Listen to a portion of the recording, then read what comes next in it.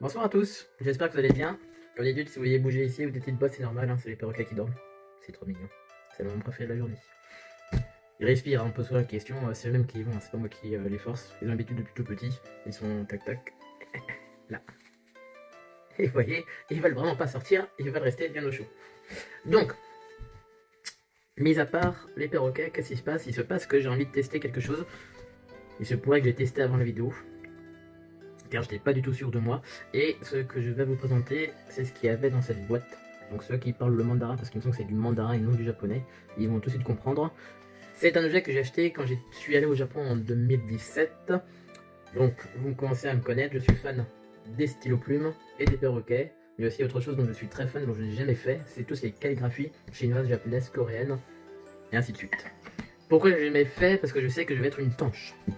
Donc, sachant que je vais être nul, je ne vais pas faire l'affront de tester de la calligraphie pour éviter à mes amis japonais qui me regardent un affront culturel. L'objet en question, c'est celui-ci. C'est un stylo. Entre la plume et le pinceau. Tac. Donc ce que vous voyez ici, c'est pas une plume. Évidemment, Zemplé est totalement con. C'est vrai que je suis un peu con. Mais c'est un pinceau. Tac. Et un pinceau qui marque très bien. Donc c'est un stylo. Je sais pas si on peut appeler ça vraiment un stylo. Finalement, pas un stylo. Le pas de vis c'est extrêmement long. Tac, qui marche sous forme de cartouche d'encre.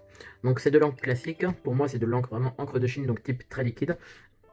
Car pour les stylos plumes, il ne faut pas que ce soit trop liquide, on a quand même une certaine viscosité à respecter. J'imagine que pour ce type d'appareil, il faut que ça soit plus liquide qu'un stylo plume. Je vais faire un peu de caricature au lieu de faire des caractères japonais ou chinois. Il faut savoir que j'aime bien faire un peu de caricature, je suis pas spécialement doué, mais ça m'occupe de faire ça, donc on va en faire un petit pour montrer un peu ce que ça peut donner. Et j'étais assez étonné de voir que l'encre allait sécher aussi vite. Donc...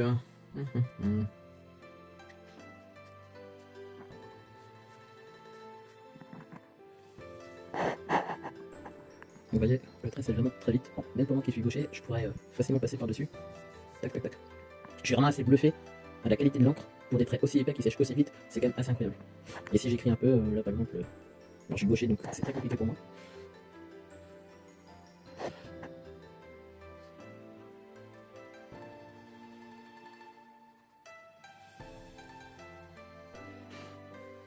Donc un droitier ferait sûrement beaucoup mieux que moi dès le début. Parce que même le trait du dessin, j'avais faire des choses beaucoup plus mignonnes que ça et pour de la caricature.